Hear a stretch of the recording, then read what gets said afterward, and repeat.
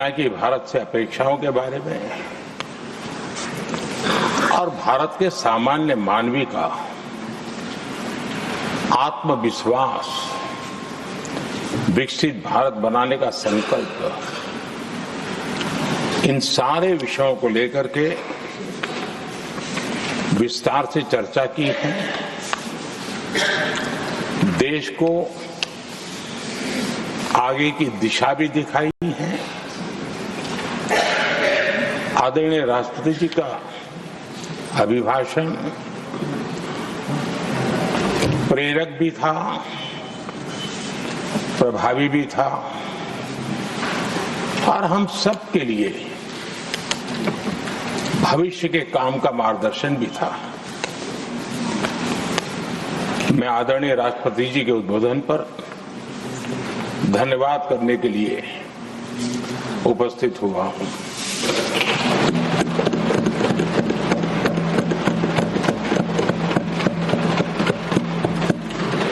आदरणीय सभापति जी, करीब 70 से भी ज्यादा माननीय सांसदों ने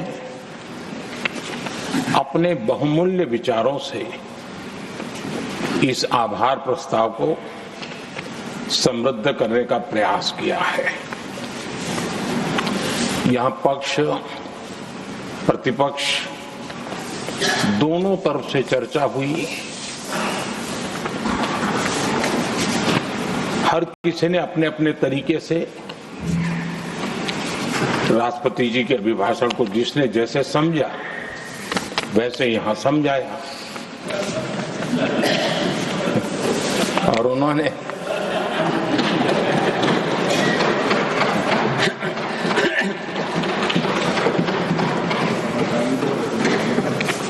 आदरणीय सभापति जी, यहां पर सबका साथ, सबका विकास, इस पर बहुत कुछ कहा गया। मैं समझ नहीं पाता हूं कि इसमें कठिनाई क्या है।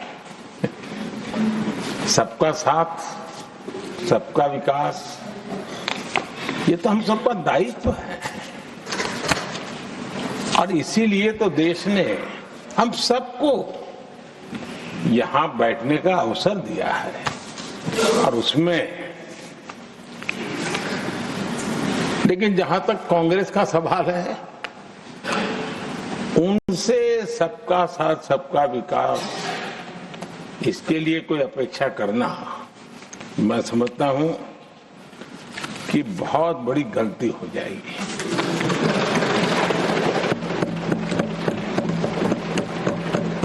ये उनकी सोच के बाहर है, उनकी समझ के भी बाहर है और उनके रोड मैप में भी ये सूट नहीं करता है, क्योंकि वो इतना बड़ा दल एक परिवार को समर्पित हो गया है। उसके लिए सबका साथ सबका विकास संभव ही नहीं है।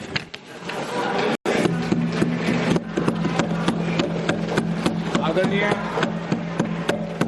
सभापति जी, कांग्रेस ने राजनीति का एक ऐसा मॉडल तैयार किया था जिसमें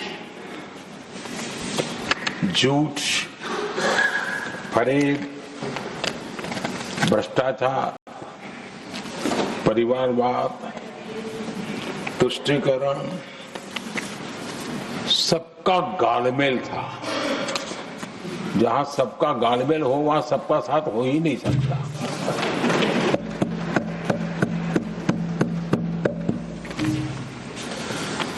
आदरणीय सभापति जी, कांग्रेस के मॉडल में सर्वोपरि है फैमिली फर्स्ट और इसलिए उनकी नीति, रीति, उनकी वाणी, उनका वर्तन उस एक चीज को संभालने में ही खपता रहा है। 2014 के बाद देश ने हमें सेवा करने का अवसर दिया और मैं हूं देश की जनता का आभारी हूं कि हमें तीसरी बार लगातार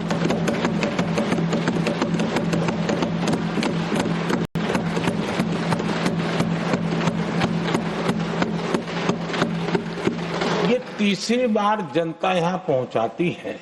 इतने बड़े देश में इतनी वाइब्रेंट डेमोक्रेसी हो, वाइब्रेंट मीडिया हो, हर प्रकार के बातें बताने की छूट हो, उसके बावजूद भी देश दूसरी बार तीसरी बार हमें सेवा करने का मॉडल बनाती है। इसका कारण देश की जनता ने हमारे विकास के मॉडल को परखा है, समझा है और समर्थन दिया है। और हमारा ये विकास का मॉडल को अगर मुझे एक शब्द में कहना है तो मैं ये कहूंगा, नेशन फर्स्ट, राष्ट्र प्रथम। इसी एक उम्दा भावना और समर्पित भाव से हमने लगातार अपनी नीतियों में, अपने कार्यक्रमों में, हमारे वाणी में, वर्तन में इसी एक बात को मानदंड मान करके देश की सेवा करने का प्रयास किया है। और आदरणीय सभापति जी, मैं बड़े गर्व के साथ भी कहता हूं, बड़े संतोष के साथ कहता हूं कि एक लंबे अरसे तक, 5-6 दशक तक देश के सामने अल्टरनेट मॉडल क्या हो, तराजू पर तोलने का कोई अवसर ही नहीं मिला था। लंबे अरसे के बाद 2014 के बाद देश को एक अल्टरनेट मॉडल क्या हो सकता है, अल्टरनेट काम कार्यशैली क्या हो सकती है, प्रायोरिटीज क्या हो सकती है, इसका एक नया मॉडल देखने को मिला है। और ये नया मॉडल तुष्टीकरण नहीं, संतुष्टीकरण पर भरोसा।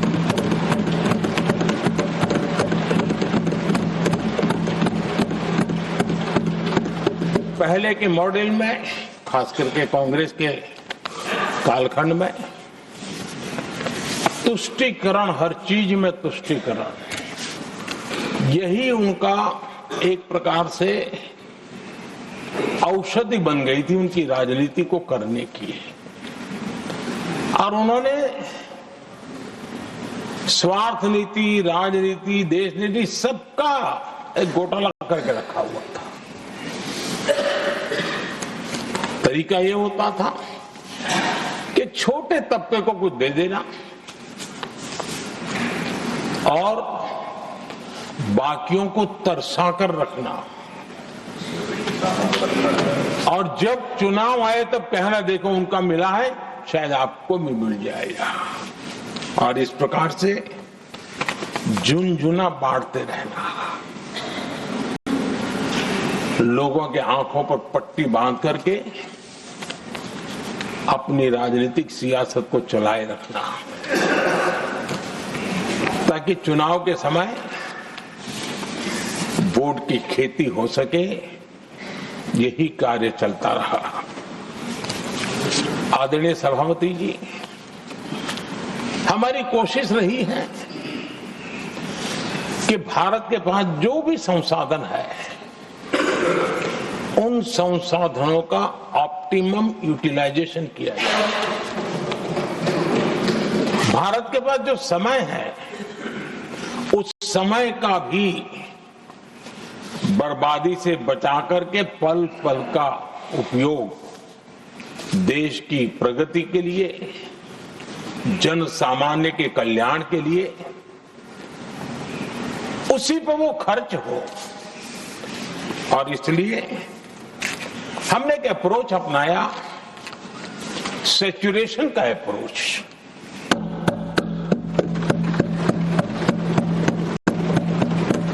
पैर उतने ही लंबे करने जितनी चद्दर हो, लेकिन जो योजना बने, जिनके लिए वो योजना बने, उनको वो 100% उसका बेनिफिट होना चाहिए।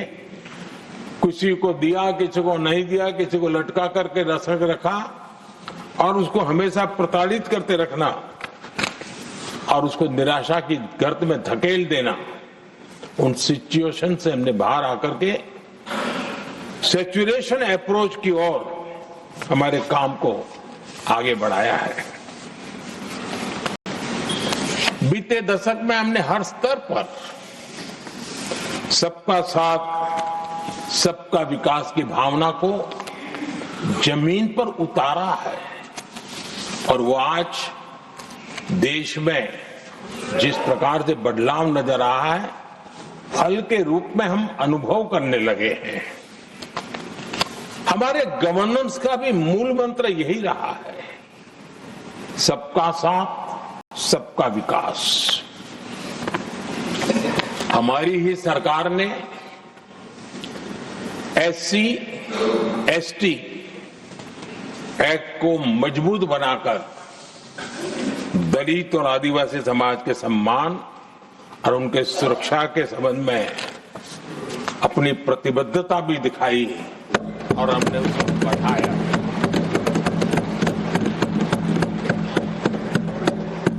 आदरणीय सभापति जी,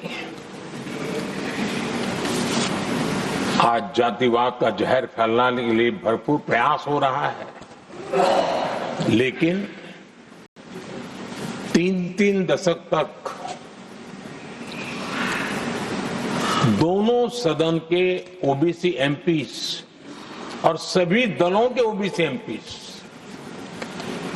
सरकारों से मांग करते रहे थे कि ओबीसी आयोग को संवैधानिक दर्जा दिया जाए।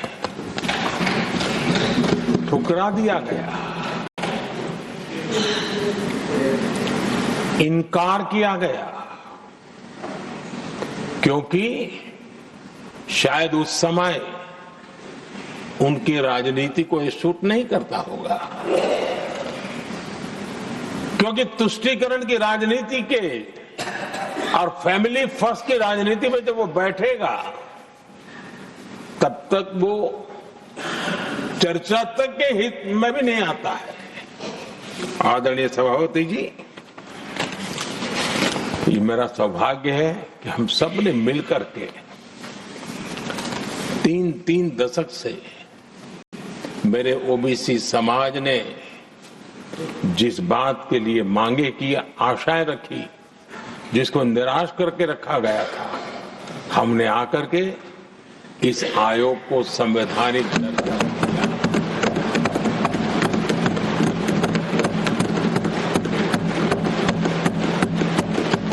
और हमने सिर्फ उनकी मांग पूरी की इतना नहीं, हमारे लिए उनका मान सम्मान भी उतना ही महत्वपूर्ण है, क्योंकि देश के 140 करोड़ देशवासियों को हम जनता जनार्दन के रूप में पूजने वाले लोग हैं। आदरणीय सभापति जी, हमारे देश में जब जब आरक्षण का विषय आया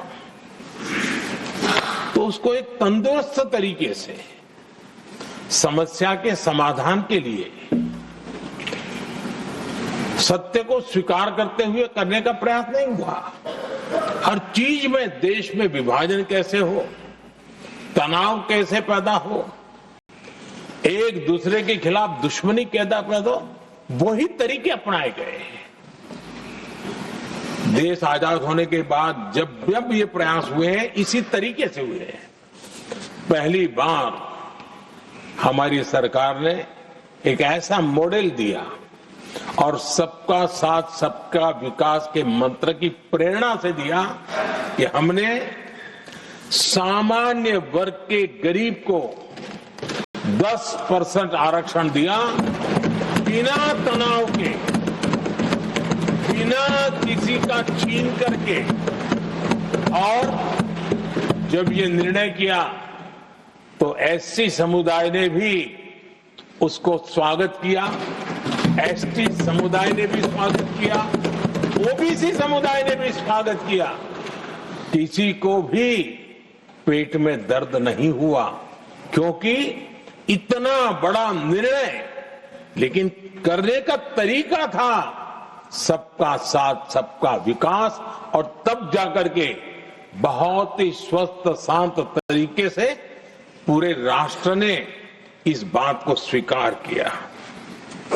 आदरणीय सभापति जी, हमारे देश में दिव्यांगों की कभी सुनवाई जितनी मात्रा में होनी चाहिए थी नहीं हुई। जब सबका साथ सबका विकास का मंत्र होता है ना, तब मेरे दिव्यांग जन भी वो सबके कैटेगरी में होते हैं, और तब जाकर के हमने दिव्यांगों के लिए आरक्षण का विस्तार किया, दिव्यांगों के लिए सुविधाएं उपलब्ध हो, इसके लिए मिशन मोड में काम किया। दिव्यांगों के कल्याण के लिए अनेक योजनाएं बनाई, लेकिन योजनाओं को लागू भी किया। ये इसके कारण इतना ही नहीं, आदरणीय सभापति जी, ट्रांसजेंडर कम्युनिटी के अधिकारों को लेकर के हमने उसको कानूनी रूप से उसको पुख्त करने के लिए प्रामाणिकता पूर्वक प्रयास किया। सबका साथ सबका विकास के मंत्र को हम कैसे जीते हैं, ये हमने समाज के उस उपेक्षित वर्ग की तरफ भी हमने बड़ी संवेदना के साथ देखा।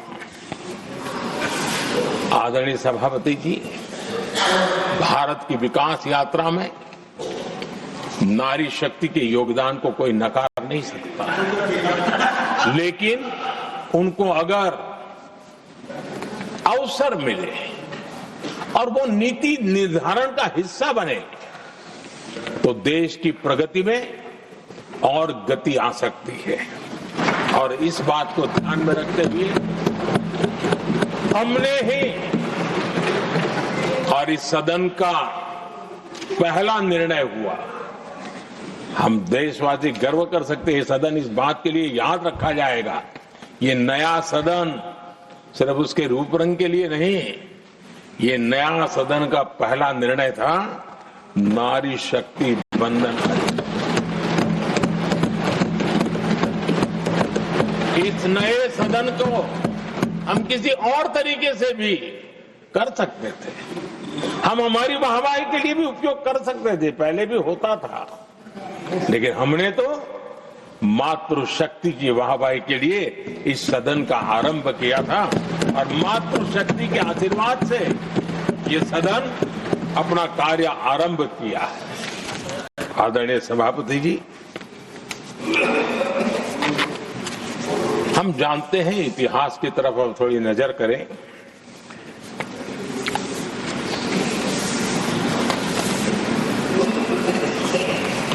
यानी मैं कह रहा हूं इसलिए नहीं, बाबा साहब आंबेडकर के साथ कांग्रेस को कितनी नफरत रही थी, उनके प्रति कितना गुस्सा था,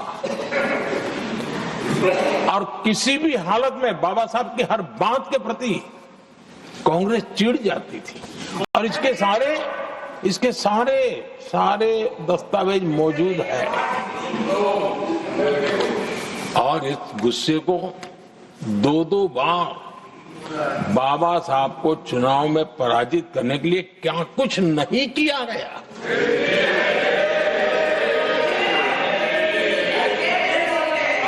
कभी भी बाबा साहब को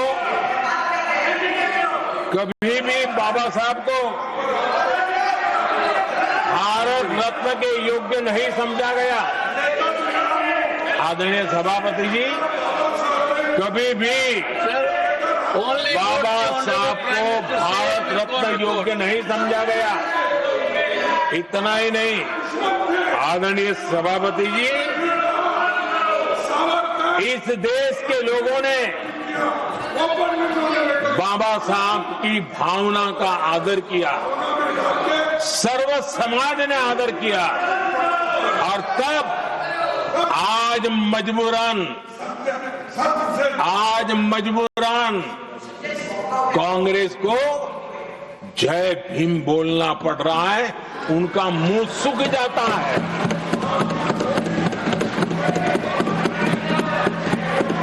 और आदरणीय सभापति जी, ये कांग्रेस भी रंग बदलने में बड़ी माहिर लग रही है। इतनी तेजी से अपना नकाब बदल देते हैं, ये इसमें साफ साफ नजर आ रहा है। आदरणीय सभापति जी, आप कांग्रेस का अध्ययन करेंगे तो कांग्रेस की राजनीति, जैसे हमारा मूल मंत्र रहा सबका साथ सबका विकास, वैसा उनका हमेशा रहा कि दूसरे की लकीर छोटी करना।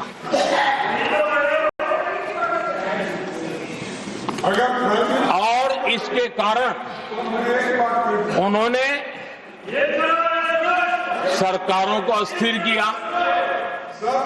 किसी भी राजनीतिक दल की सरकार कहीं बनी तो उसको अस्थिर कर दिया, क्योंकि लकीर छोटी करो दूसरे की, इसी काम में वो लगे रहे। और ये जो उन्होंने रास्ता चुना है ना, औरों की लकीर छोटी करने का, लोकसभा के बाद भी जो उनके साथ थे वो भी भाग रहे हैं, तो उनको पता चला गया ये तो हमें भी मार डालेंगे। और यही उनकी नीतियों का परिणाम है कि आज ये हाल हो गए हैं कांग्रेस के। देश की सबसे पुरानी पार्टी, आजादी के आंदोलन से जुड़ी पार्टी, इतनी दुर्दशा। ये औरों की लकीर छोटी करने में अपनी शक्ति खपा रहे हैं ना, अगर वो खुद की लकीर लंबी करते तो उनकी ये दशा नहीं होती। और मैं बिना मांगे एडवाइस दे रहा हूं, आप अपनी लकीर लंबी करने में मेहनत कीजिए, सोचिए, तो कभी न कभी देश आपको भी ये 10 मीटर दूर यहां आने का अवसर देगी।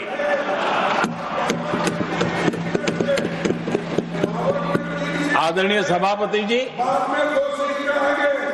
बाबा साहब ने SC/ST समुदाय की बुनियादी चुनौतियों को बहुत बारीकी से समझा था, बहुत गहराई से समझा था, और खुद भुक्तभोगी थे, इसलिए दर्द भी था, पीड़ा भी थी, और समाज का कल्याण करने की का एक जज्बा भी था। और बाबा साहब ने SC/ST समुदाय के आर्थिक उन्नति के लिए एक स्पष्ट रोडमैप देश के सामने प्रस्तुत किया था, उनकी बातों में प्रस्तुत होता था।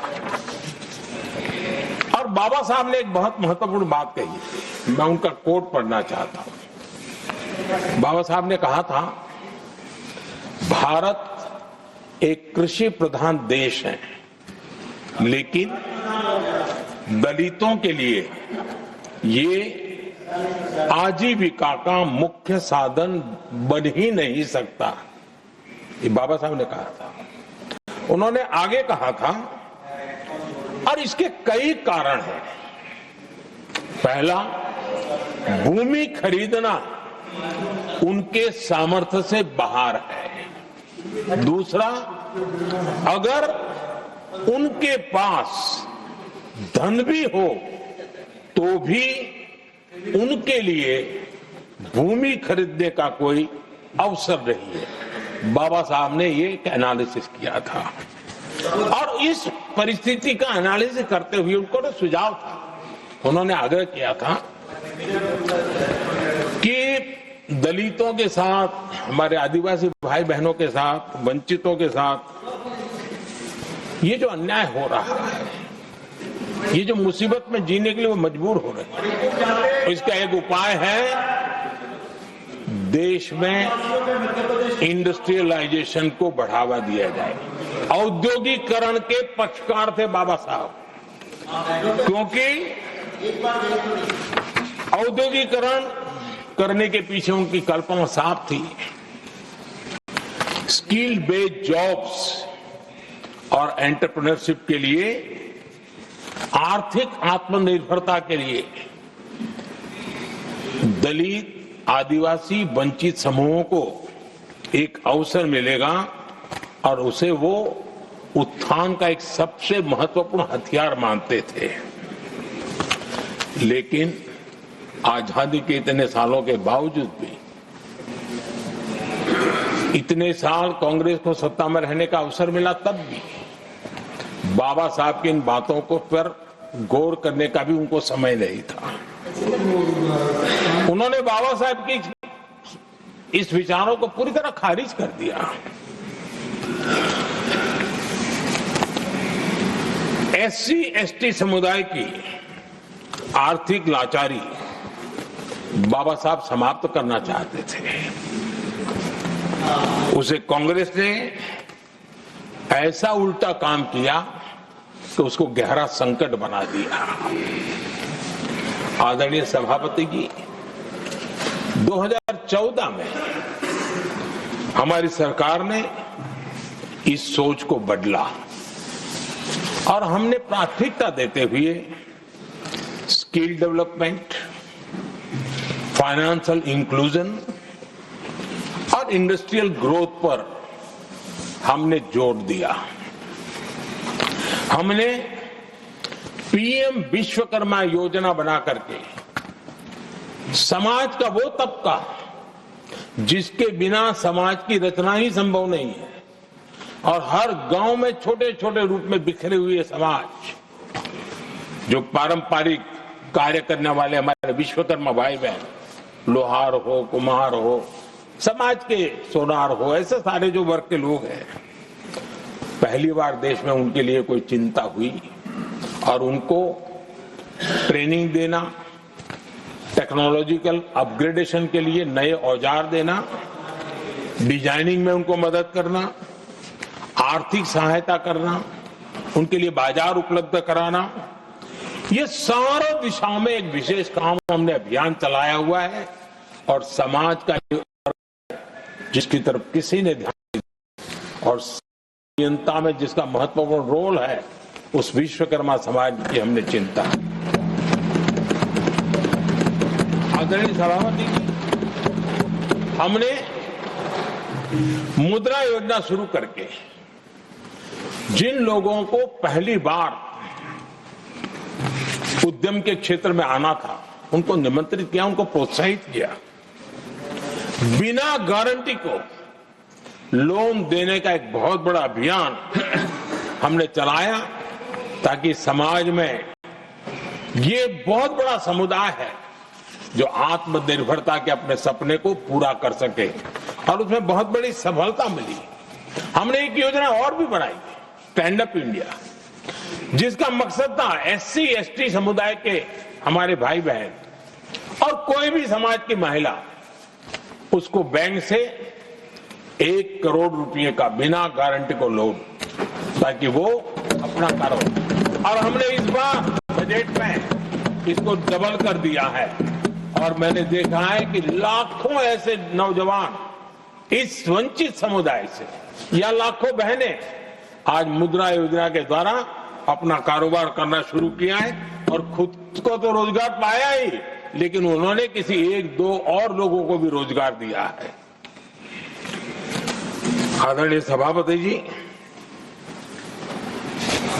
हर कारीगर का सशक्तिकरण, हर समुदाय का सशक्तिकरण, और जो बाबा साहब का सपना था उसको पूरा करने का काम मुद्रा योजना के माध्यम से हमने किया है।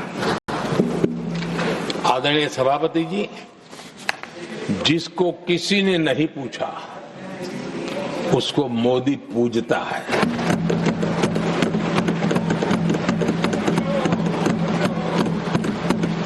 गरीब, वंचित, उसकी का कल्याण ये हमारी प्राथमिकता है।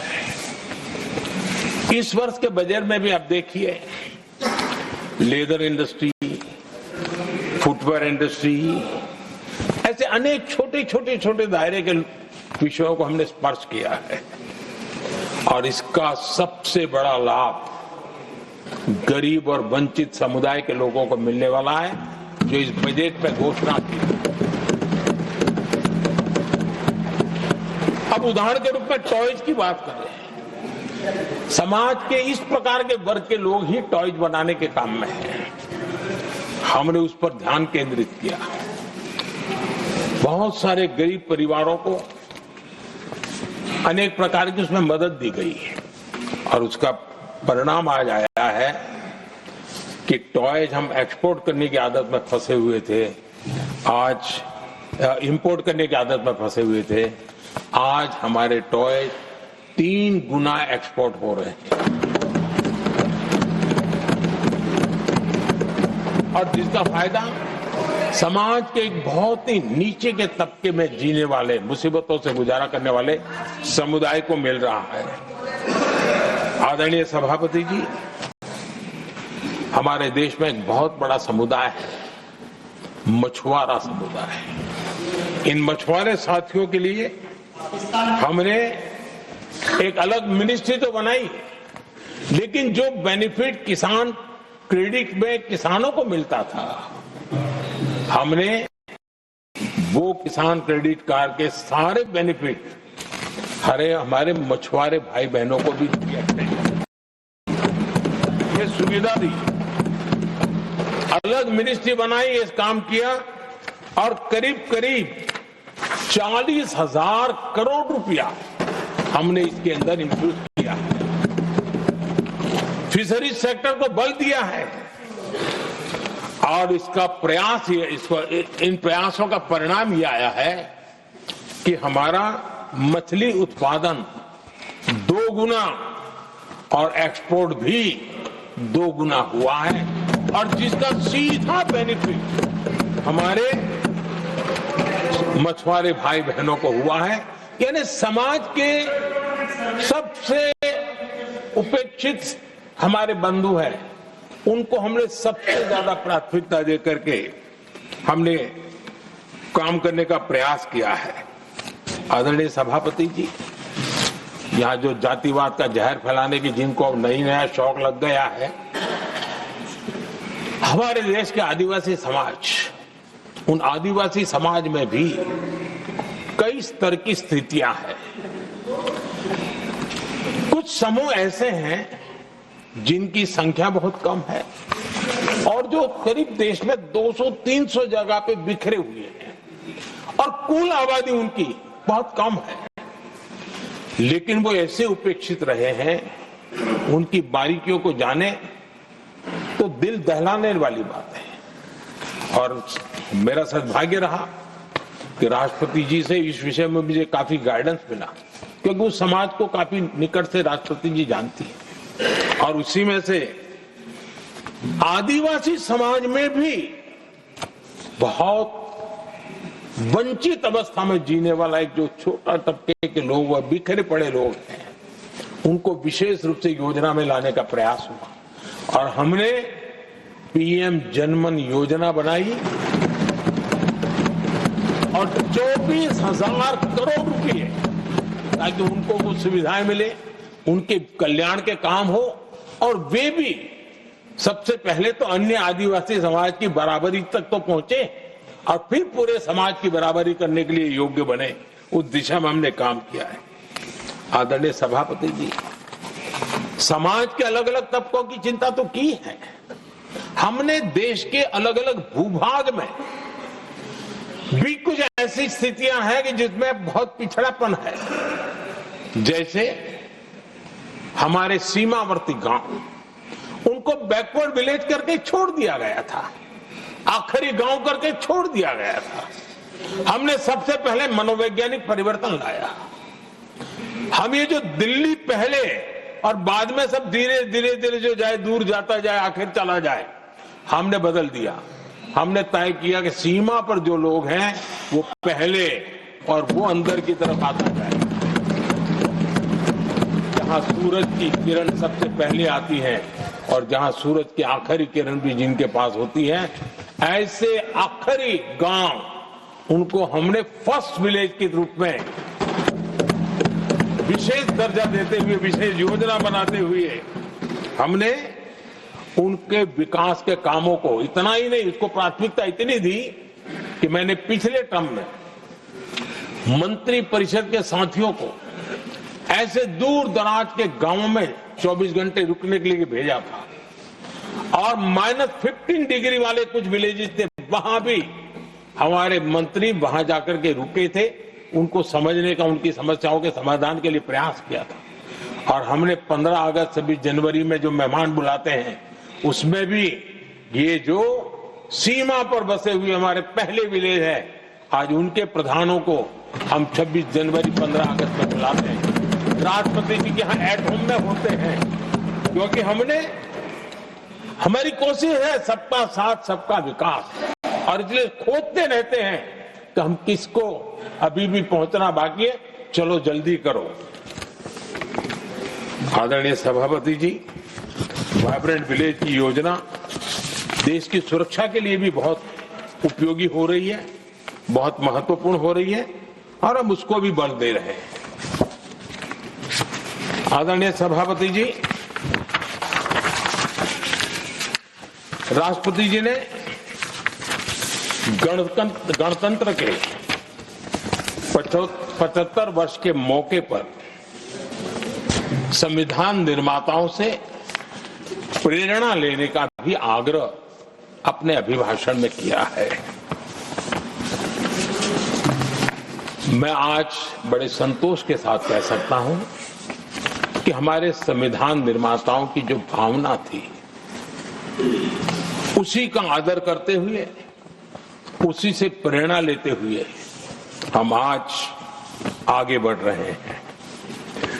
कुछ लोगों को लगता होगा ये यूसीसी क्या लाए हैं, लेकिन जो संविधान सभा की डिबेट पढ़ेंगे उनको पता चलेगा कि हम उस भावना का यहां लाने का प्रयास कर रहे हैं। कुछ लोगों की राजनीति आड़े आती होगी, लेकिन हम संविधान निर्माताओं की इस भावना को जीते हैं ना, तब जाकर के ये साहस करते हैं और कमिटमेंट के साथ पूरा करने का प्रयास करते हैं। आदरणीय सभापति जी, संविधान निर्माताओं का आदर करना चाहिए था। संविधान निर्माताओं के एक एक बात से प्रेरणा लेने की थी, लेकिन ये कांग्रेस है जिसने आजादी के तुरंत बाद ही संविधान निर्माताओं की भावनाओं की धज्जियां उड़ा दी थी। और ये दुख के साथ मुझे कहना पड़ रहा है। आप कल्पना कर सकते थे कि जब देश में चुनी हुई सरकार नहीं थी, एक स्टॉप गैप अरेंजमेंट था चुनाव तक का, वो स्टॉप गैप अरेंजमेंट में जो बैठे थे महाशय, उन्होंने संविधान में संशोधन कर दिया। आते ही चुनी हुई सरकार करती तो थोड़ा भी तो समझ आता था, लेकिन उतना भी इंतजाम नहीं किया। और किया क्या उन्होंने फ्रीडम ऑफ स्पीच को कुचला, फ्रीडम ऑफ स्पीच को कुचला। अखबारों पर, प्रेस पर लगाम लगाई और डेमोक्रेट का टैग लगाकर घूमते रहे दुनिया में। देश के डेमोक्रेसी का महत्वपूर्ण स्तंभ, उसको कुचलने का काम हुआ और ये संविधान की भावना का पूरी तरह अनादर था। आदरणीय सभापति जी, देश की पहली सरकार थी, नेहरू जी प्रधानमंत्री थे और मुंबई में जब नेहरू जी प्रधानमंत्री थे तब मुंबई में मजदूरों की एक हड़ताल हुई। उसमें मशहूर गीतकार मजरूह सुल्तानपुरी जी ने एक गीत गाया था, कॉमनवेल्थ का दास है, ये कविता उन्होंने गाई थी। कविता गाने मात्र के गुने में नेहरू जी ने देश के एक महान कवि को जेल में ठूस दिया।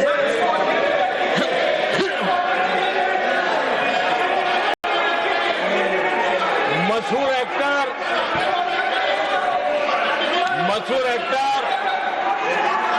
बलराज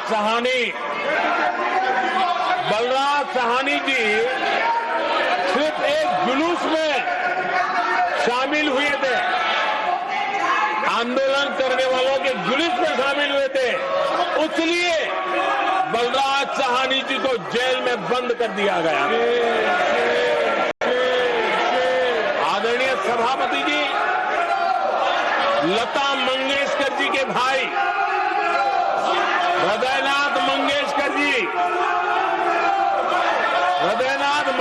जी ने वीर सावरकर पर एक कविता स्वरबद्ध करके आकाशवाणी पर प्रस्तुत करने का योजना बनाई। इतने मात्र पर हृदयनाथ मंगेशकर जी को आकाशवाणी से हमेशा के लिए बाहर कर दिया गया। आदरणीय सभापति जी, इसके बाद देश ने इमरजेंसी का भी दौर देखा है। आदरणीय सभापति जी, इस देश ने इमरजेंसी का भी दौर देखा है।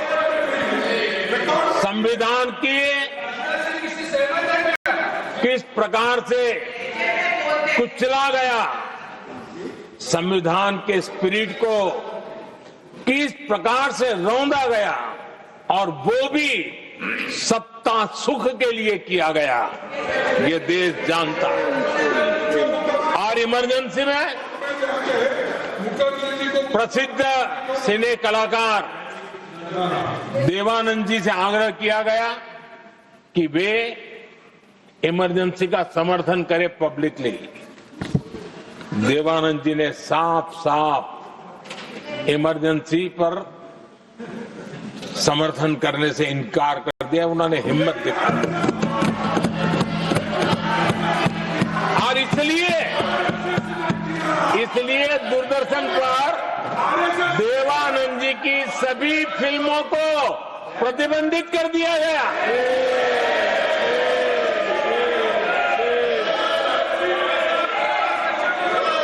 आदरणीय सभापति जी, ये संविधान की बातें करने वाले लोग, उन्होंने सालों से संविधान को अपने जेब में रखा है, उसी का एक परिणाम है। संविधान का सम्मान नहीं किया है। आदरणीय सभापति जी किशोर कुमार जी, उन्होंने कांग्रेस के लिए गाना गाने से मना किया। इस एक गुना के लिए आकाशवाणी पर किशोर कुमार के सभी गानों को प्रतिबंधित कर दिया गया।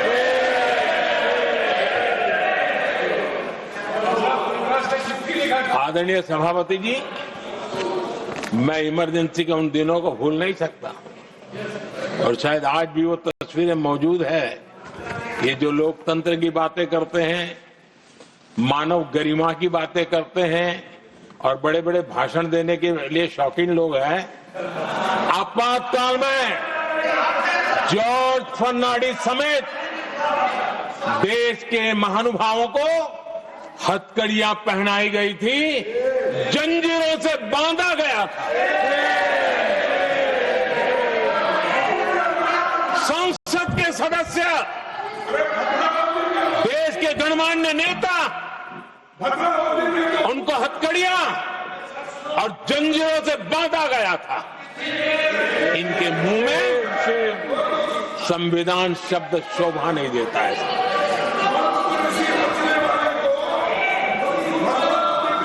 आदरणीय सभापति जी, सत्ता सुख के लिए, शाही परिवार के अहंकार के लिए इस देश के लाखों परिवारों को तबाह कर दिया गया, देश को जेल खाना बना दिया गया।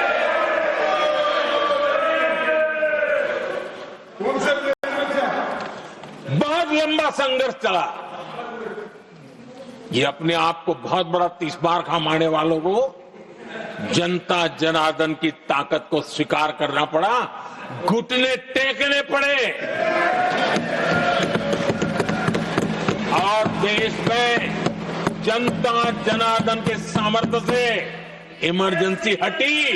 ये भारत के लोगों की रगों में जो लोकतंत्र है ना, उसी का परिणाम था।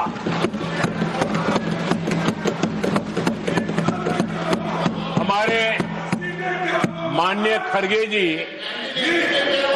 आपके सामने बढ़िया बढ़िया शेर सुनाते रहते हैं और उनका शौक है शेर सुनाने का, और सभापति जी आप भी बड़ा मजा लेते हैं।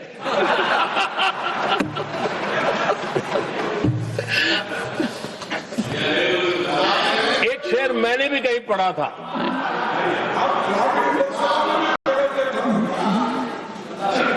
तमाशा करने वालों को क्या खबर, तमाशा करने वालों को क्या खबर, हमने कितने तूफानों को पार कर दिया जलाया है, हमने कितने तूफानों को पार कर दिया जलाया है। आदरणीय सभापति जी, मैं आदरणीय खड़गे जी वरिष्ठ नेता है और मैं हमेशा सम्मान करता हूँ, और इतना लंबा समय सार्वजनिक जीवन ये छोटी बात नहीं है। और मैं इस देश में चाहे शरद राव हो चाहे खड़गे जी हो, इन सबका, मैं हमारे देवगौड़ा जी बैठे हैं, ये असामान्य सिद्धियां हैं उनके जीवन की जो उन्होंने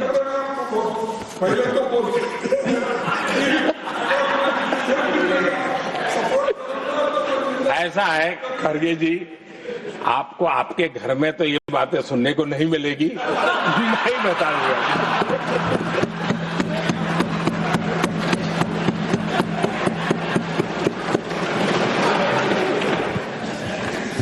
इस बार मैं देख रहा था कि खड़गे जी कविताएं पढ़ रहे थे, लेकिन जो बातें बता रहे थे, और आपने बड़ा सही पकड़ा था कि जरा बताओ तो सही भी ये कविता है कब की है? उनको पता था, सभापति जी उनको पता था ये कविताएं कब की है। भीतर कांग्रेस की दुर्दशा का इतना दर्द पड़ा था, लेकिन वहां हालत यह है कि बोल नहीं सकते, तो उन्होंने सोचा ये अच्छा मंच है, यही बोल दें, और इसलिए उन्होंने नीरज की कविता के माध्यम से उनके घर के हालात यहां प्रस्तुत किए। आदरणीय सभापति जी, जो आज के लिए सही है, खड़गे जी को मैं आज वही कवि नीरज जी की कुछ पंक्तियां सुनाना चाहता हूं।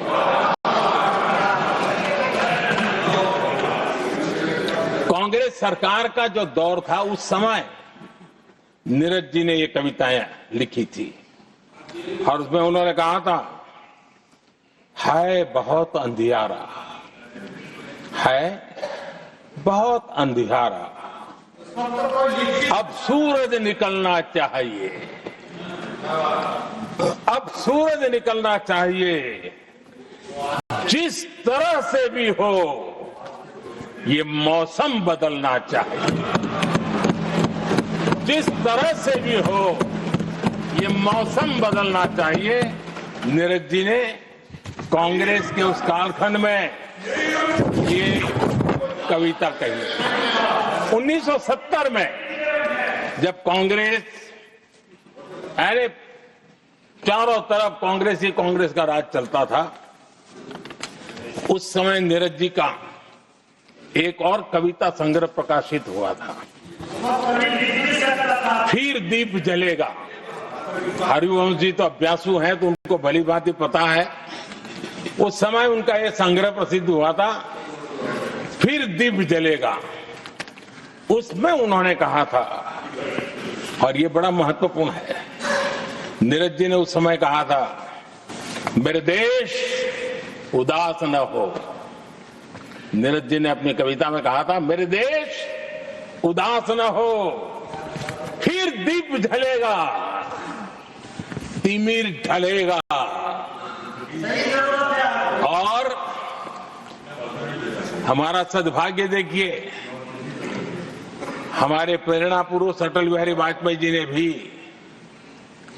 40 साल पहले कहा था, सूरज निकलेगा, अंधेरा छटेगा, कमल खिलेगा।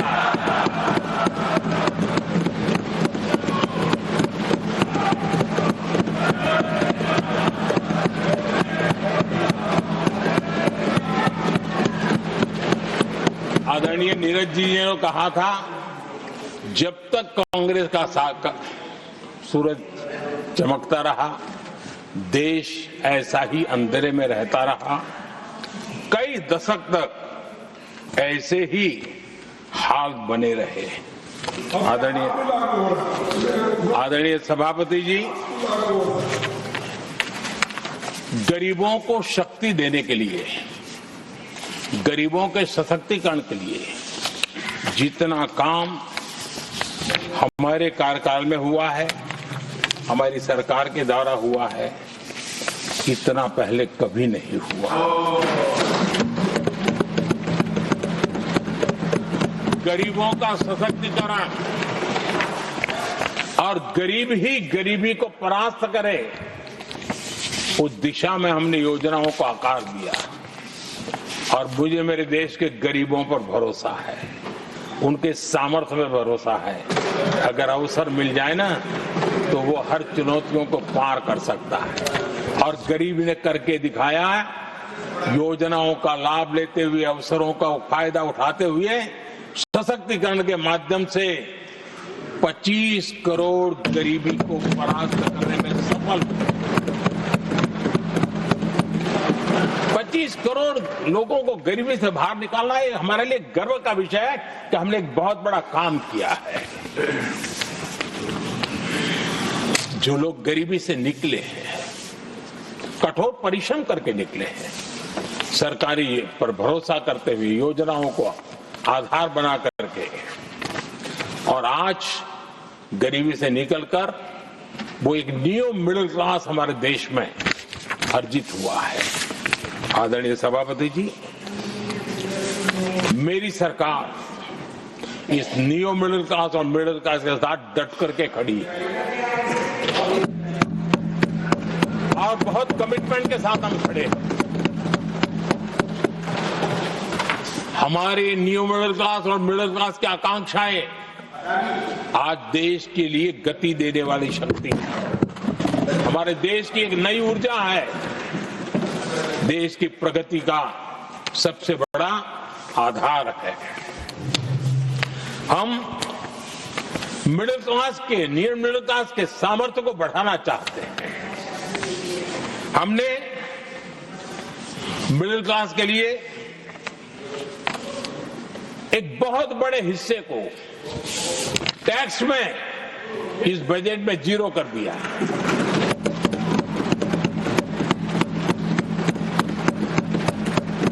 तो 2013 में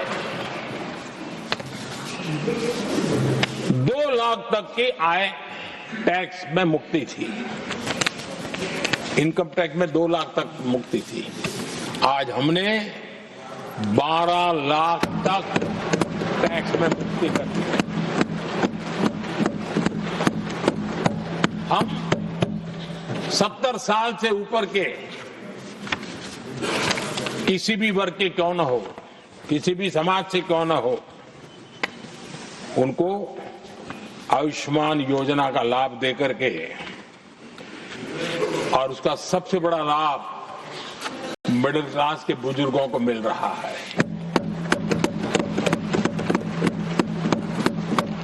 आदरणीय सभापति जी, हमने देश में 4 करोड़ घर बनाकर हमारे देशवासियों को दिए, जिसमें से 1 करोड़ से ज्यादा घर शहरों में बने हैं। हमने घर खरीदने वालों के साथ बहुत बड़ा फ्रॉड हुआ करता था, उनको सुरक्षा देना बहुत जरूरी था, और इसी सदन में हमने रेरा का कानून बनाया है, जो आज मध्यम वर्ग के घर के सपने के खिलाफ जो रुकावटें थी, उसको दूर करने का महत्वपूर्ण हथियार बना है। इस बार बजट में स्वामी इनिशिएटिव लाया गया है, जो हाउसिंग प्रोजेक्ट अटके हुए हैं, जिसमें मध्यम वर्ग के पैसे रुके हुए हैं और उनकी सुविधाएं अटकी हुई हैं, उनके उस काम के लिए 15,000 करोड़ रुपया इस बजट में हमने आवंटित किया है, ताकि मध्यम वर्ग के उन सपनों को पूरा कर सकें। आदरणीय सभापति जी, स्टार्टअप का रिवॉल्यूशन जिसको आज दुनिया ने देखा है, और उसका एक प्रभाव भी है। ये स्टार्टअप चलाने वाले कौन है? ये स्टार्टअप चलाने वाले नौजवान ज्यादातर मिडिल क्लास के नौजवान हैं। आज पूरी दुनिया भारत के प्रति आकर्षित है, खास करके G20 समूहों की देश के 50-60 स्थानों पर जो मीटिंगें हुई, उसके कारण भारत को जो पहले सभी दिल्ली, मुंबई या बेंगलुरु मानते थे, भारत को विशालता का उनको पता चला है, और आज विश्व का भारत के टूरिज्म के प्रति आकर्षण बढ़ा है। और जब टूरिज्म बढ़ता है तो व्यवसाय के भी अनेक अवसर आते हैं, और उसका लाभ भी हमारे मिडिल क्लास को बहुत मिलने वाला है, उनके आय के साथ। आदरणीय सभापति जी, आज हमारा मिडिल क्लास आत्मविश्वास से भरा हुआ है, और ये अभूतपूर्व है। ये अपने आप में एक बहुत बड़ा सामर्थ्य बना देता है देश का, और मुझे पूरा विश्वास है कि भारत का मध्यम वर्ग विकसित भारत के संकल्प को साकार करने के लिए कमर कस करके खड़ा हो गया है, हमारे साथ चल पड़ा है। आदरणीय सभापति जी, विकसित भारत के निर्माण में सबसे बड़ा रोल देश के युवाओं का है। हमें डेमोग्राफी का डिविडेंड, उस पर हमारा भी बल है। जो अभी स्कूल कॉलेज में है, वही विकसित भारत के सबसे बड़े लाभार्थी बनने वाले हैं, और इसलिए उनके अंदर एक स्वाभाविक भाव है कि जैसे जैसे उनकी उम्र बढ़ेगी, वैसे वैसे देश की विकास की यात्रा बढ़ेगी, और जो उनके लिए एक बहुत बड़ा और एक प्रकार से विकसित भारत का बेस हमारे यहाँ स्कूल कॉलेज के नौजवान है, वो हमारा सामर्थ्य है। पिछले 10 साल में लगातार इस तबके को, इस बेस को मजबूत करने के लिए हमने बहुत सोची समझी रणनीति के तहत काम किया है। 21वीं सदी की शिक्षा कैसी होनी चाहिए, शिक्षा नीति के लिए पहले सोचा तक नहीं गया। जो चलता है चलने दो, जैसा होता है होते रहो। करीब 3 दशक के अंतराल के बाद नई राष्ट्रीय शिक्षा नीति लेकर के हम आए। 3 दशक के अंतराल, इस नीति के तहत बहुत सारे इनिशिएटिव है, उसमें एक की मैं चर्चा करता हूं, PM श्री स्कूल। ये PM श्री स्कूल आज करीब 10-12 हजार स्कूल ऑलरेडी बन चुके हैं और नए बनाने की दिशा में हम आगे बढ़ रहे हैं। आदरणीय सभापति जी, एक महत्वपूर्ण निर्णय हमने शिक्षा नीति में बदलाव लाया है। मातृभाषा में पढ़ाई और मातृभाषा में परीक्षा, इस पर हमने बल दिया है। देश आजाद हुआ, लेकिन ये कुछ गुलामी की मानसिकता कहीं कहीं जकड़ के रखा था ना, उसमें ये हमारी भाषा भी थी। हमारी मातृभाषा के साथ घोर अन्याय हुआ और गरीब का बच्चा, दलित का बच्चा, आदिवासी का बच्चा, वंचित का बच्चा वो इसलिए रुक जाए ताकि उसको लैंग्वेज नहीं आती है। ये उसके साथ घोर अन्याय था। और सबका साथ सबका विकास का मंत्र मुझे चैन से सोने नहीं देता था। और इसमें मैंने कहा कि देश में मातृभाषा में शिक्षा, मातृभाषा में डॉक्टर बने, मातृभाषा में इंजीनियर बने। जिनको अंग्रेजी भाषा पढ़ने नसीब नहीं हुई, उनके सामर्थ्य को हम रोक नहीं सकते। हमने बहुत बड़ा बदलाव किया है और उसके कारण आज गरीब माँ का, विधवा माँ का भी बच्चा आज डॉक्टर इंजीनियर के सपने देखने लगा। आदिवासी युवाओं के लिए एकलव्य मॉडल स्कूलों का हमने विस्तार किया है। 10 साल पहले करीब 150 एकलव्य विद्यालय थे, आज 470 है, 470 हो चुके। और अब हम 200 और ज्यादा एकलव्य स्कूल की दिशा में आगे बढ़ रहे हैं। आदरणीय सभापति जी, हमने सैनिक स्कूलों में भी बहुत बड़ा रिफॉर्म किया और सैनिक स्कूलों में हमने बेटियों को भी प्रवेश की व्यवस्था की। आप स्वयं सैनिक स्कूल के विद्यार्थी रहे, पहले बेटियों के लिए उसके दरवाजे बंद थे और आप भी जानते हैं कि सैनिक स्कूलों का महात्मा क्या होता है, उसका सामर्थ्य क्या होता है, जिसने आप जैसे व्यक्तियों को जन्म दिया है। अब वो अवसर मेरे देश की बेटियों को भी मिलेगा। हमने सैनिक स्कूल के दरवाजे खोल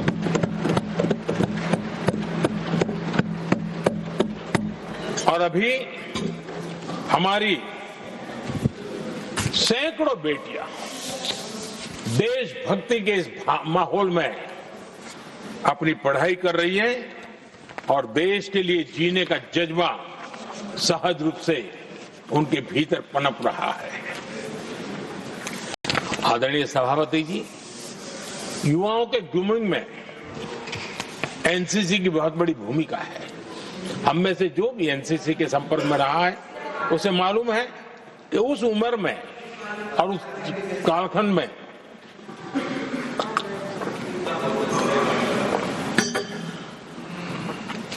एक बहुत सुनहरा अवसर होता है व्यक्ति के विकास में, सर्वांगीण विकास में। उसको एक एक्सपोजर मिलता है। बीते वर्षों में एनसीसी में अभूतपूर्व विस्तार हुआ है। हमने उसको भी चकड़ करके बैठ गए थे। 2014 तक एनसीसी में करीब 14 लाख कैडेट हुआ करते थे। आज वो संख्या 20 लाख पार कर गई।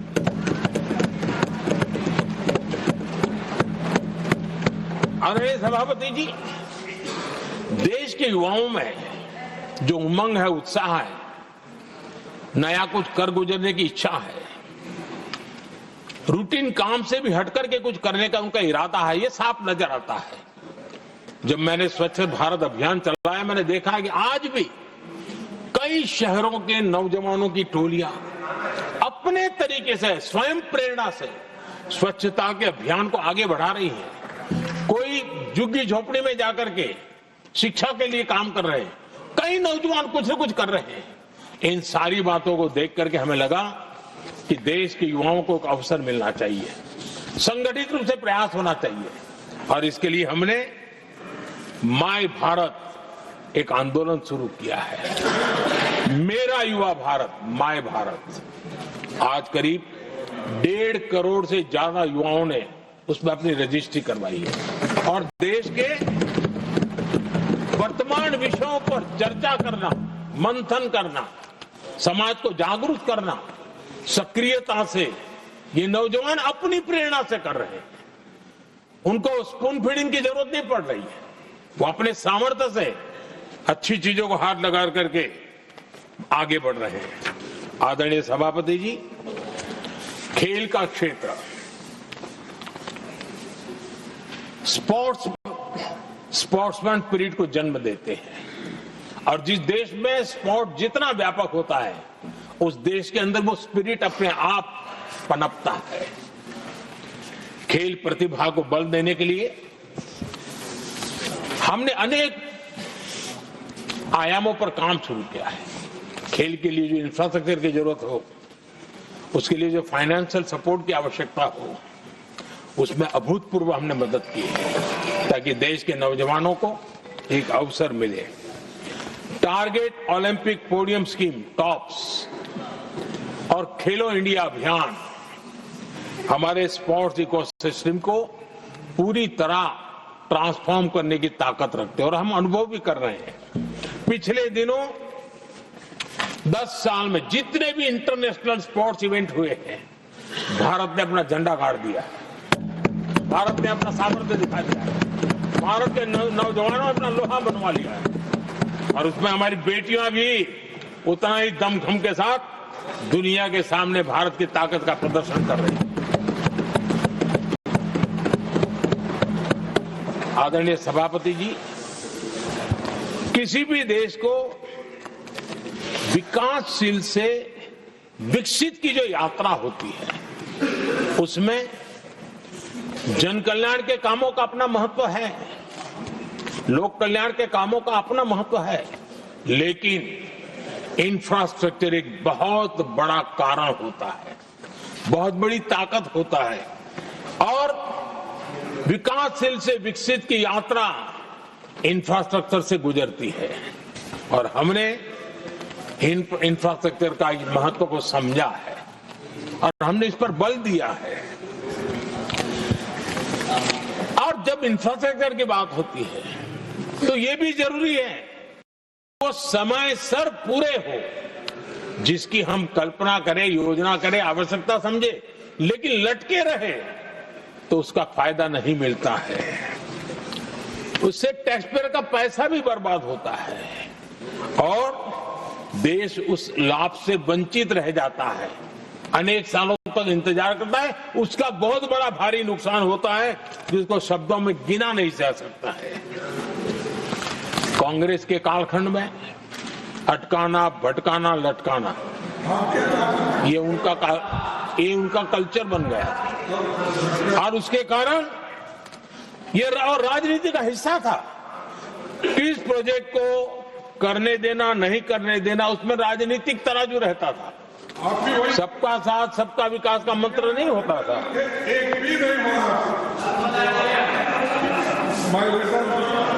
इस कांग्रेस कल्चर से मुक्ति पाने के लिए हमने एक प्रगति नाम की व्यवस्था बनाई और नियमित रूप से मैं स्वयं इस प्रगति प्लेटफॉर्म के माध्यम से इंफ्रास्ट्रक्चर का प्रोजेक्ट्स का डिटेल मॉनिटरिंग करता हूं।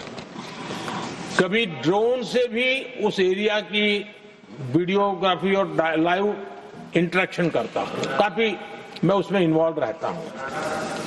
करीब 19 लाख करोड़ रुपए के ऐसे जो प्रोजेक्ट अटके पड़े हुए थे किसी न किसी कारण से, राज्य और केंद्र का कोऑर्डिनेशन नहीं होगा, एक डिपार्टमेंट का दूसरे डिपार्टमेंट से कोऑर्डिनेशन नहीं होगा, फाइलों में कहीं लटका पड़ा होगा, इन सारी चीजों का रिव्यू करता हूं और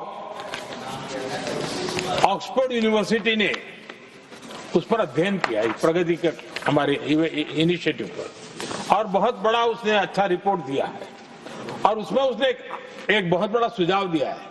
उसने कहा प्रगति के इनिशिएटिव के बारे में कहा है, उन्होंने प्रगति के अनुभवों से सीखते हुए अन्य विकासशील देशों के पास भी इंफ्रास्ट्रक्चर के विकास में क्रांति लाने का एक मूल्यवान अवसर है।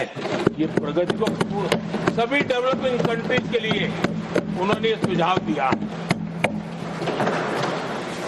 पहले काम कैसे होते थे मैं तथ्यों के साथ कुछ उदाहरण देना चाहता हूं ताकि पता चले कि कैसे देश को नुकसान किया गया है।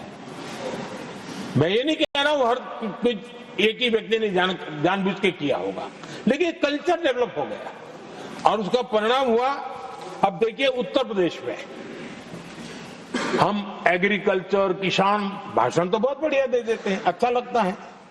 भड़काने का काम करने में क्या जाता है, कुछ इन्वेस्टमेंट तो है ही नहीं, भड़काते रहो दुनिया को, कोई काम तो करना नहीं है। उत्तर प्रदेश में कृषि के लिए एक अहम योजना थी, सरयू नहर परियोजना। सरयू नहर परियोजना 1972, सोचिए साहब, 1972 में स्वीकृत हुई थी, 5 दशक तक लटकी रही। 1972 में जिस योजना को सोचा गया, योजना बनी, फाइल पे स्वीकृत हो चुकी, 2021 में हमने आकर के इसको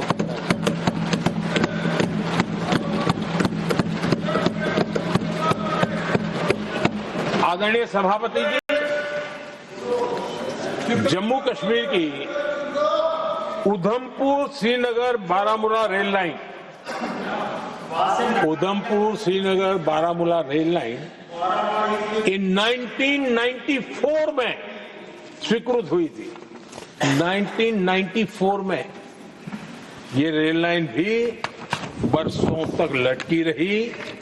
3 दशक बाद आखिरकार हमने 2025 में इसे पूरा किया।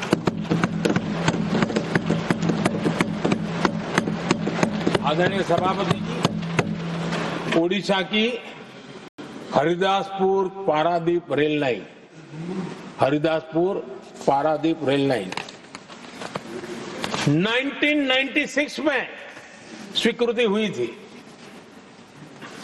ये भी बरसों तक अटकी रही और ये भी 2019 में हमारे कार्यकाल में पूरी हुई। आदरणीय सभापति जी, असम का बोगीबिल ब्रिज 1998 में स्वीकृत हुआ था, ये भी हमारी सरकार ने 2018 में पूरा किया। और मैं ऐसे आपको सैकड़ों उदाहरण दे सकता हूं। अटकाना, लटकाना, भटकाना, ये कल्चर कितने देश को बर्बाद किया है, सैकड़ों उदाहरण दे सकता हूं। आप कल्पना कर सकते हैं, कांग्रेस ने अपने कार्यकाल में देश के लिए, देश जिसके लिए हकदार था, जो होने की संभावनाएं भी थी, इस प्रगति का न करते हुए कितनी बर्बादी की है, इसका आप अंदाज लगा सकते हैं। इंफ्रास्ट्रक्चर प्रोजेक्ट्स में सही प्लानिंग और समय सही एग्जीक्यूशन, इसके लिए पीएम गति शक्ति नेशनल मास्टर प्लान बनाया है। पीएम गति शक्ति में जो लोग डिजिटल वर्ल्ड में इंटरेस्टेड हैं, उनके लिए जरूरी है समझना, और मैं तो चाहूंगा इसको राज्यों ने भी उपयोग करना चाहिए। पीएम गति शक्ति प्लेटफॉर्म में 1600 डेटा लेयर्स हैं हमारे देश के अलग अलग कामों के, और निर्णय प्रक्रिया को तेज करते हैं, सरल करते हैं, और उसको लागू करने में भी बहुत तेजी से उसको लागू किया जा सकता है। तो आज गति शक्ति प्लेटफॉर्म अपने आप में एक बहुत बड़ा इंफ्रास्ट्रक्चर के काम को गति देने वाला आधार बन गया है। आदरणीय सभापति जी,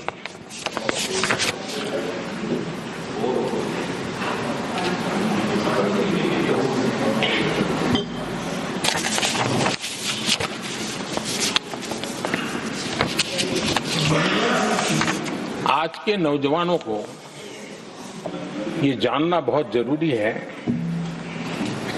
कि उनके माँ बाप को मुसीबतों से जिंदगी क्यों गुजारनी पड़ी। देश की ऐसी हालत क्यों हुई, उनको जानना बहुत जरूरी है। अगर बीते दशक में डिजिटल इंडिया के लिए हम प्रोएक्टिव न होते, हम कदम न उठाते, तो आज जैसी सुविधाएं लेने में हमें कई साल इंतजार करना पड़ता। ये हमारे प्रोएक्टिव डिसीजन और प्रोएक्टिव एक्शन का परिणाम है कि आज हम समय के साथ या कहीं कहीं समय से आगे चल रहे हैं। आज देश में 5G टेक्नोलॉजी दुनिया में सबसे तेज गति से व्याप्त हमारे देश में हो रहा है।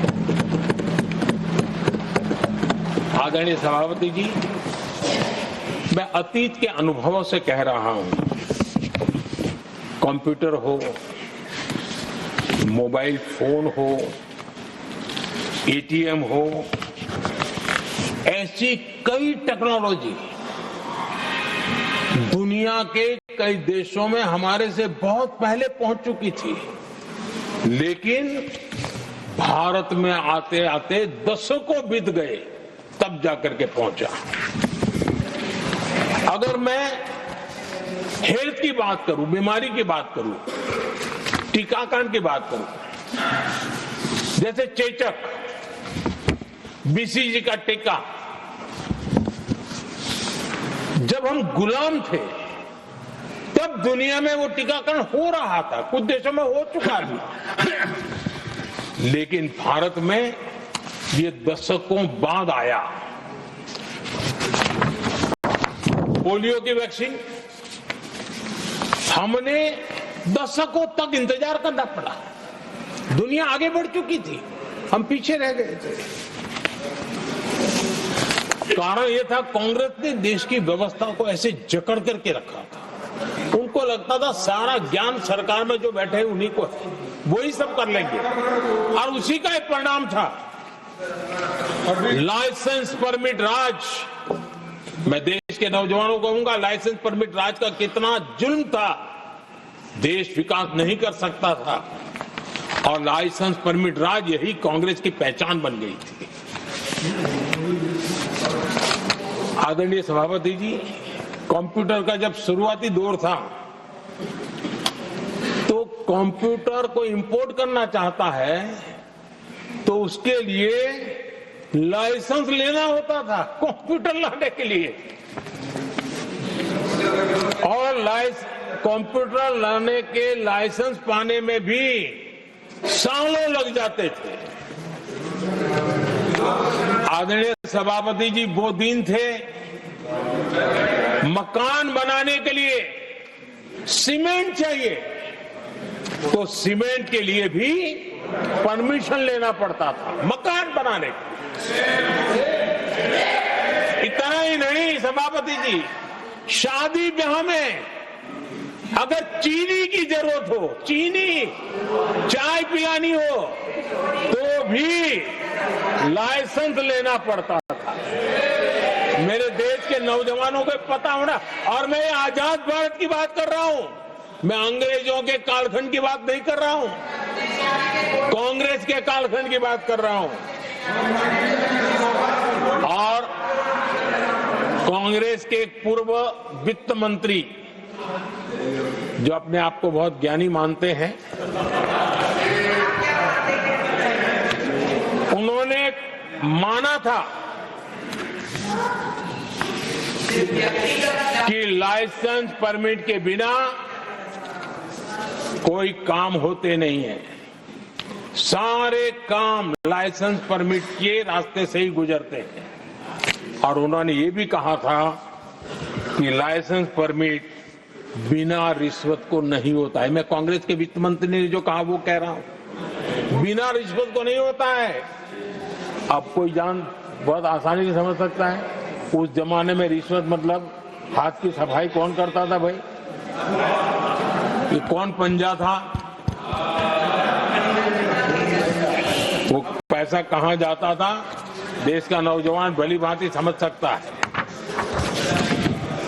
यही इस सदन में कांग्रेस के एक माननीय सदस्य हैं मौजूद है, जिनके पिताजी के पास खुद के पैसे थे, किसी से लेना नहीं था, और कार खरीदना चाहते थे। यहां मौजूद एक एमपी है कांग्रेस के, उनके पिताजी खुद के पैसे से कार खरीदना चाहते थे। 15 साल तक उनको कार के लिए इंतजार करना पड़ा था कांग्रेस के राज में।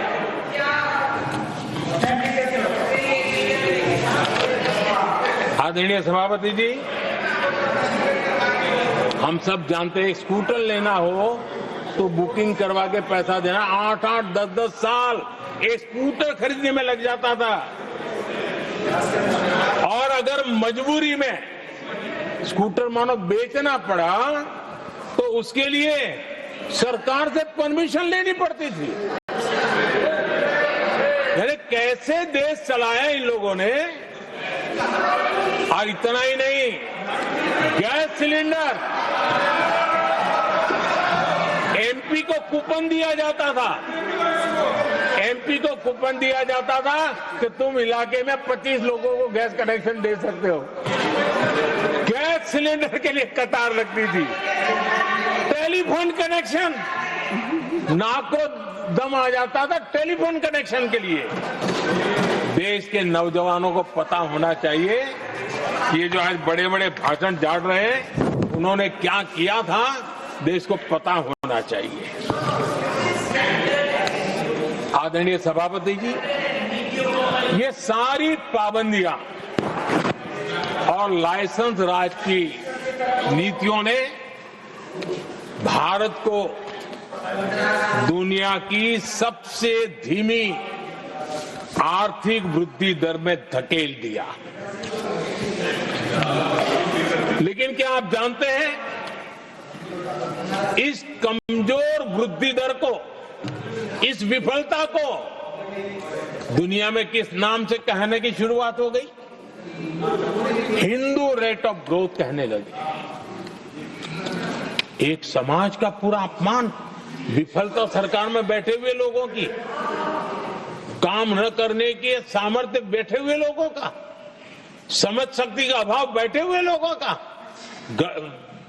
दिन रात भ्रष्टाचार में डूबे हुए लोगों का, और गाली पड़ी एक बहुत बड़े समाज को, हिंदू ग्रेट ऑफ ग्रोथ।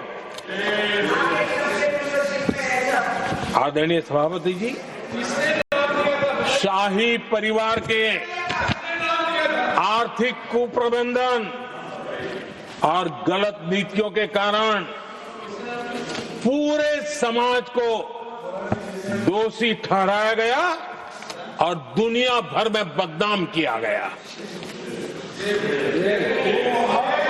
जबकि हम इतिहास देखें तो भारत के लोगों का तरीका और नीतियां,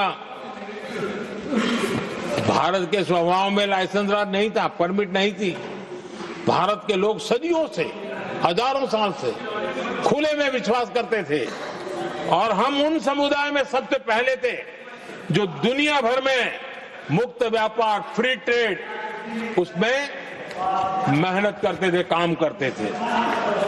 सदियों पहले भारतीय व्यापारी दूर दराज के देशों तक व्यापार करने के लिए जाते थे, कोई बंधन नहीं थे, कोई रुकावटें नहीं थे। ये हमारी प्रकृति की संस्कृति थी, हमने उसको तबाह करके रख दिया। आज जब पूरी दुनिया भारत की आर्थिक क्षमता को पहचानने लगी है, आज दुनिया तेज गति से आगे बढ़ने वाले देश के रूप में देख रही है, तो आज दुनिया भारत रेट ऑफ ग्रोथ दुनिया देख रही है और हर भारतीय को इसका गौरव है। और हम अपनी अर्थव्यवस्था का विस्तार कर रहे हैं।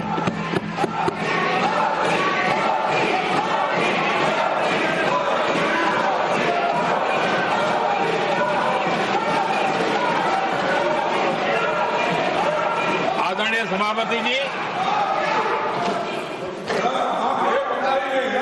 आदरणीय सभापति जी, कांग्रेस के पंजे से मुक्त होकर आप देश चैन की सांस ले रहा है और ऊंची उड़ान भी भर रहा है।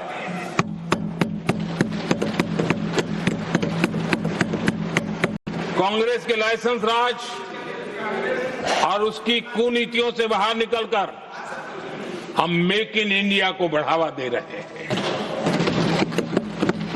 भारत में मैन्युफैक्चरिंग बढ़ाने के लिए हमने पीएलआई स्कीम शुरू की, एफडीआई से जुड़े रिफॉर्म्स किए। आज भारत दुनिया का दूसरा सबसे बड़ा मोबाइल प्रोडक्शन वाला देश बना है।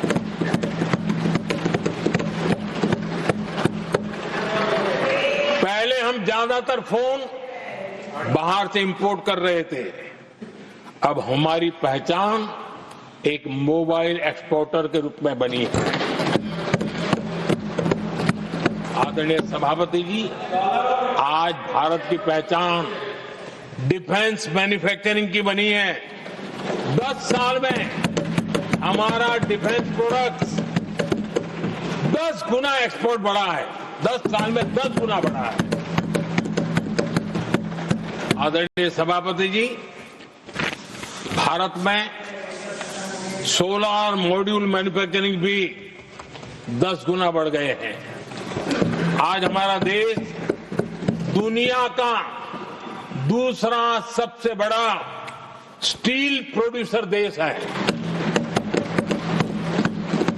10 सालों में हमारा मशीनरी और इलेक्ट्रॉनिक एक्सपोर्ट तेजी से आगे बढ़ा है।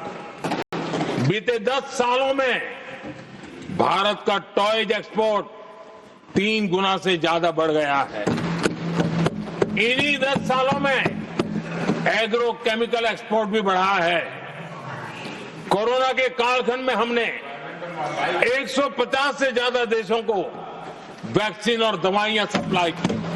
मेड इन इंडिया, हमारे आयुष और हर्बल प्रोडक्ट का एक्सपोर्ट भी बहुत तेज गति से बढ़ा है और बढ़ रहा है। आदरणीय सभापति जी,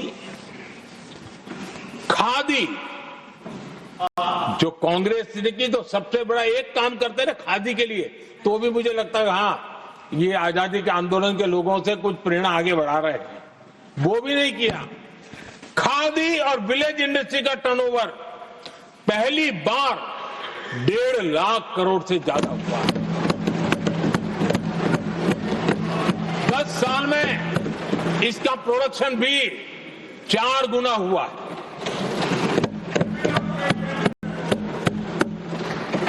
इस सारी मैन्युफैक्चरिंग का बहुत बड़ा लाभ हमारे एमएसएमई सेक्टर को मिला है।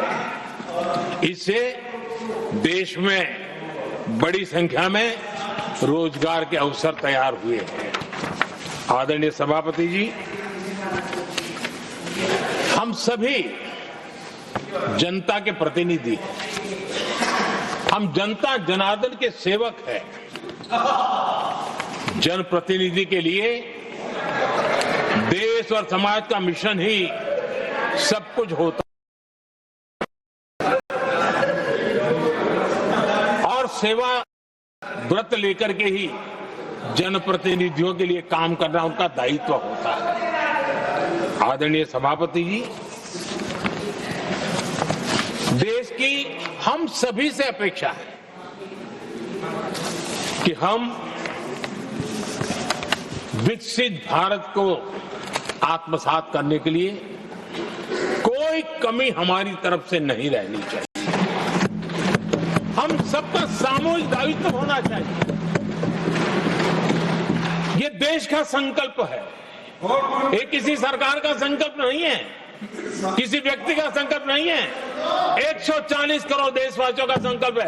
और सभापति जी, मेरे शब्द लिख करके रखिए, जो लोग विकसित भारत के संकल्प से अपना को अछूता रखेंगे, देश उनको अछूता कर देगी।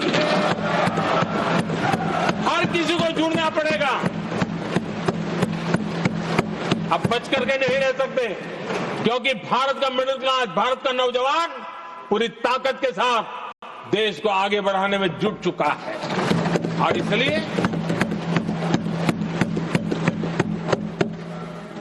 आदरणीय सभापति जी, जब प्रगति की राह पर देश चल पड़ा है, विकास की नई ऊंचाइयों को देश अर्जित कर रहा है, तब हम सबकी भूमिका बड़ी महत्वपूर्ण है। सरकारों में विरोध होना लोकतंत्र का स्वभाव है, नीतियों का विरोध होना लोकतंत्र का जिम्मेवारी भी, लेकिन घोर विरोधवाद, घोर निराशावाद और अपनी लकीर लंबी नहीं करनी, दूसरी लकीर को छोटा करने की कोशिशें विकसित भारत में रुकावट बन सकती है। हमें उसे मुक्त होना होगा और हमें आत्ममंथन भी करना होगा, निरंतर मंथन करना होगा। मुझे भरोसा है कि सदन में जो चर्चा हुई है उसमें से जो उत्तम चीजें हैं उसको लेकर के हम आगे बढ़ेंगे और हमारा मंथन जारी रहेगा। हमें निरंतर ऊर्जा राष्ट्रपति जी के उद्बोधन से मिलती रहेगी। एक बार फिर राष्ट्रपति जी का मैं हृदय से आभार व्यक्त करता हूं और सभी माननीय सांसदों का भी आभार व्यक्त करता हूं। बहुत बहुत धन्यवाद।